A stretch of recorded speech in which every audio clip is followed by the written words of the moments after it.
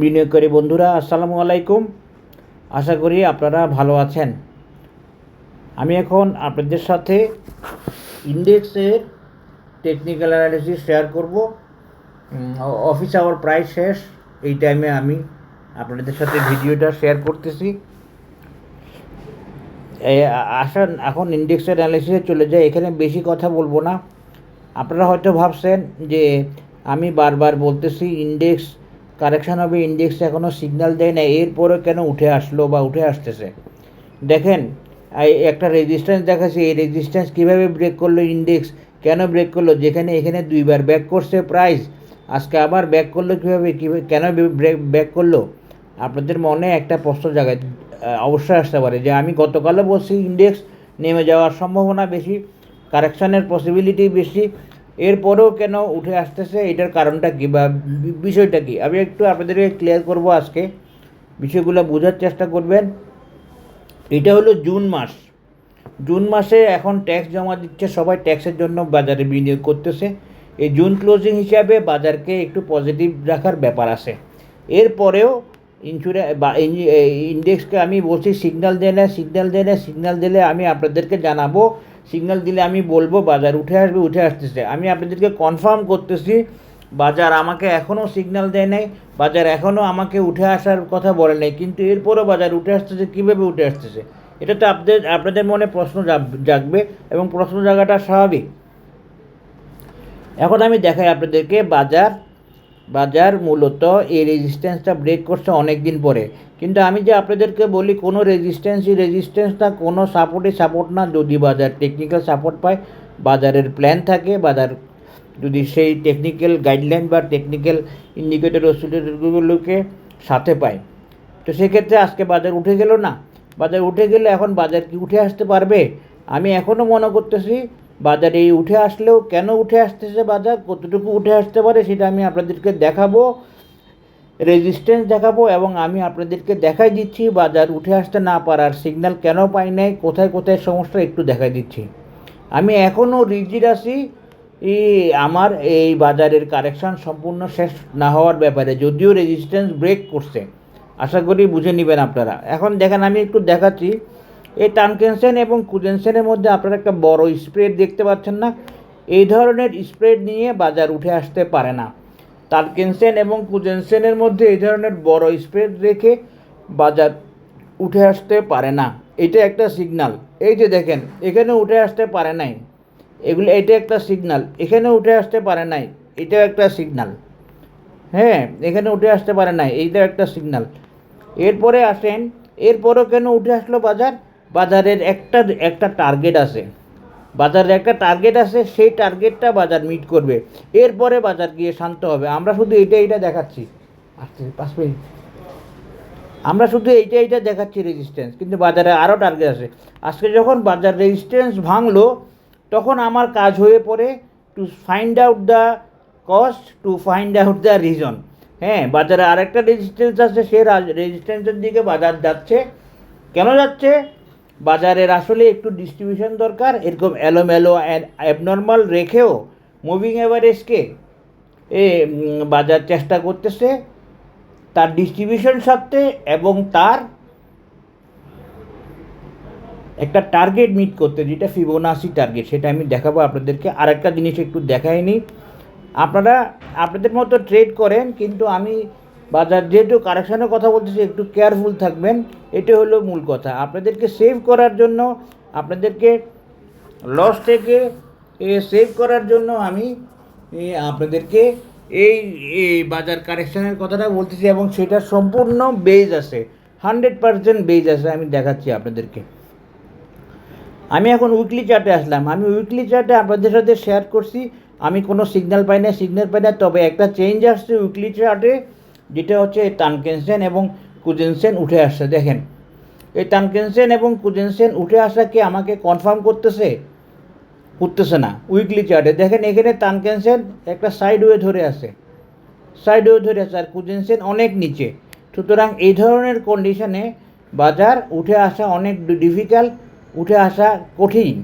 এখন যেটা করতেছে বাজার, এক ধরনের ডিস্ট্রিবিউশন এবং এক ধরনের টেকনিক্যাল টার্গেট মিট করতেছে, সম্পূর্ণরূপে তার ইন্ডিকেটর অসিলেটরগুলোকে আনওকে রেখে না আনওকে রেখে সে চেষ্টা করতেছে সামনে আগাইতে। কিন্তু এই ধরনের পজিশন থেকে আমার কাছে কোনো নজির নাই বাজার উঠে আসার। এগুলো আমার কোর্সে আলোচনা হবে, এগুলো আমি ডিটেলস আলোচনা করব, এখানে এগুলা ডিটেলস আলোচনা করা সম্ভব না। আলহামদুলিল্লাহ কোর্সে ব্যাপক সাড়া পড়ছে মাশাল্লাহ। তো যেটা আমার এক্সপেকটেশনে ছিল না তার চেয়ে বেশি সাড়া পড়ছে, এবং হয়তো ওনারা সবাই বুঝতে পারছে যে আমার কাছ থেকে ভালো কিছু পাবে ইনশাআল্লাহ। এরপরে আসেন আমি দেখাই আপনাদেরকে, এই যে দেখেন এই যে এই কুজেনসেনের এই পজিশন থেকে বাজার উঠতে পারবে, কিন্তু সেই উঠাটা হবে ফেক, সেই উঠাটা হবে অ্যাবনর্মাল, সেই উঠাটাকে বাজার ওকে করতে পারবে না। আজকে আমি ওপেন এই অ্যানালিসিসটা শেয়ার করলাম এই জন্য যে আমি আপনাদের সাথে একটু টেকনিক্যাল কারণে আমি বারবার বলতেছি বাজার উঠবে না, কিন্তু উঠতেছে। এই জন্য আপনারা হয়তো একটু ভাববেন যে আমার অ্যানালিসিসের বেসিসটা কিসের ভিত্তিতে ছিল, সেই ভিত্তিটা আমি আপনাদেরকে শেয়ার করলাম।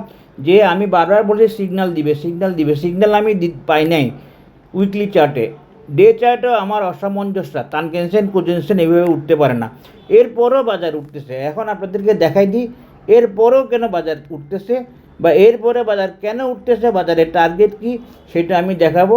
সেটা দেখানোর পর আমার পুরানো অ্যানালাইসিস ভ্যালিড থাকবে, সেটা দেখানোর পর আসেন এখন আমরা সেটা দেখি। বাজারের আমরা একটা ফিবোনাসি মেজারমেন্ট লেভেল ড্র করব। এই যে দেখেন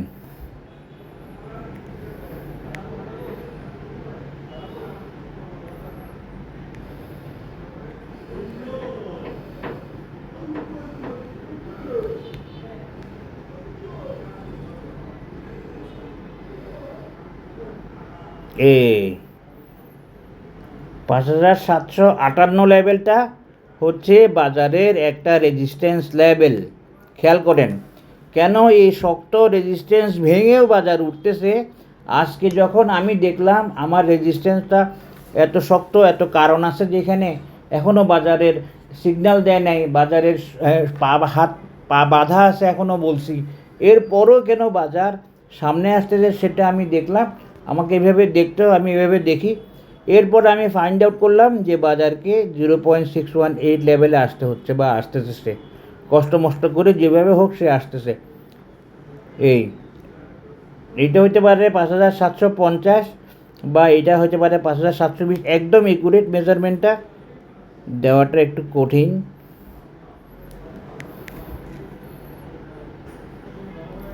হ্যাঁ, এইটাই 5750 লেভেলটা বাজারের একটা রেজিস্ট্যান্স লেভেল, এবং ফিবোনাসি গোল্ডেন রেশিও 0.618। এই মেজারমেন্টটা আমি কিন্তু তখন দেখাই নাই। আমি কি করছি, আমি এই রেজিস্ট্যান্সের উপরে ছিলাম, এই দুইটা টপের রেজিস্ট্যান্সের উপরে ছিলাম। এখন যখন এই রেজিস্ট্যান্স ক্রস করছে আমার ডিউটি হচ্ছে কারণ বের করা, কোথায় কেন এটা হলো বের করা, কীভাবে হলো এটা বের করে, এটাকে আবার ব্যাক করবে কিনা বা এটা কি উঠে আসতে সম্ভব কিনা, এগুলো বের করা। আশা করি আপনারা বুঝতে পেরেছেন। এখন আমি এইটাই ঠিক আছে 5758-50 এই লেভেলটা, এই 5758-50 এই লেভেলটা হচ্ছে আমাদের next resistance level of the market. এই কারণে বাজার চালাকি করি আঁকা বাঁকা কইরা যেমন পারে তেমন কইরা কষ্ট মষ্ট কইরা হামাগুড়ি দিয়ে যেভাবে হোক এখানে যাচ্ছে।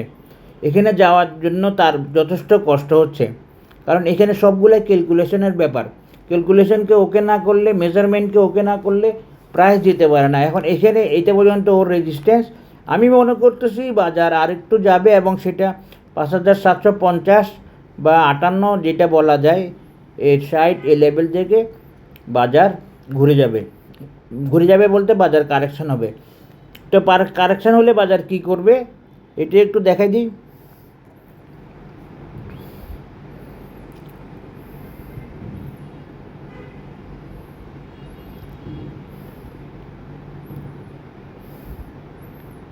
কারেকশন হয়ে বাজার এই লেভেলে আসবে, এই লেভেলে আসতে পারে। হ্যাঁ, 5400 0.618 টা ফিবোনাসি গোল্ডেন রেশিও লেভেল।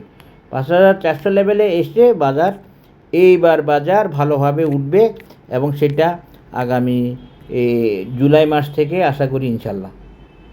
এতটুকু একটা আশার ব্যাপার থাকবে বাজারের, এতটুকু একটা আশার ব্যাপার থাকবে, তারপরে বাজার টানা উঠে আসবে ইনশাল্লাহ। এইটা হলো বাজারের, আমি যেটা বলছি সেরকমই, কিন্তু বাজার একটু সামনে উঠতেছে, অনেক কষ্ট করে উঠতেছে, আনকে থাকা অবস্থায় উঠতেছে, রেজিস্ট্যান্স ব্রেক করে উঠতেছে। মূলত সে একটা টার্গেটের দিকে যাচ্ছে এবার, সেটা হচ্ছে 0.618 গোল্ডেন রেশিও লেভেল ফিবোনাচি, এই মেজারমেন্ট থেকে। এটা আমার অ্যানালিসিস, আমি এর বাইরে আর অ্যানালিসিস দেওয়ার কিছু নাই। এবং এটার মাধ্যমে বাজার যেমন তার টার্গেটে পৌঁছাবে, ঠিক তেমনিভাবে এই রাউন্ডিং বটমটাও কমপ্লিট হবে, এবং আমাদের টাইমিংয়েও কোনো একটা সমস্যা হবে না। যে টাইম অ্যানালিসিস দিছিলাম সেটা ওকে থাকবে। দেখেন আমরা যে সেপ্টেম্বর, অক্টোবর, সেপ্টেম্বর 27 সেপ্টেম্বর লেভেলে বাজার, বা 29 সেপ্টেম্বর লেভেলে, মানে সেপ্টেম্বরের লাস্টে একদম বাজার আশা করি এখানে চলে আসবে।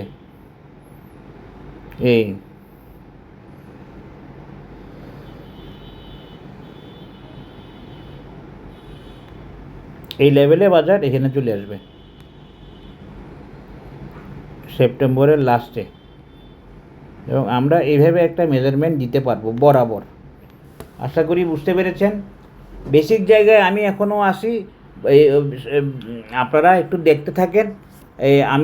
আমার মতে এই অ্যানালিসিসটা ওকে হবে ইনশাল্লাহ।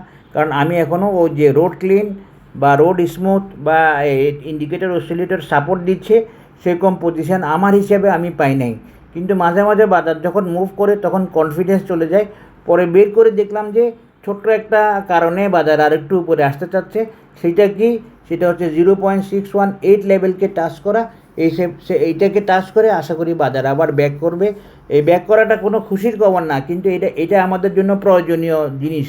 আমরা আমাদের ইনভেস্টমেন্ট ডিসিশন নিব এগুলোর ভিত্তিতে, ঠিক না? আমাদের তথ্য আমাদের লাগবে, আমাদের অ্যানালিসিস লাগবে। আমরা রেডি থাকবো মানসিকভাবে, এবং আমরা রেডি থাকবো টেকনিক্যাল অ্যানালিসিসের ভিত্তিতে। আশা করি বুঝতে পেরেছেন এই technical analysis of the index. সবাই ভালো থাকবেন, ধন্যবাদ। আশা করি আমার অ্যানালিসিস ভালো লাগলে আপনারা শেয়ার করবেন এবং সাবস্ক্রাইব করবেন। আপনারা রেডি থাকেন। 5,750-60 এই লেভেল থেকে বাজার ব্যাক করতে পারে, অথবা আরেকটু আগে থেকেও করতে পারে। তবে বাজারের এটা স্ট্রং রেজিস্ট্যান্স। এই রেজিস্ট্যান্সটা আজকে আমি প্রথম শেয়ার করলাম।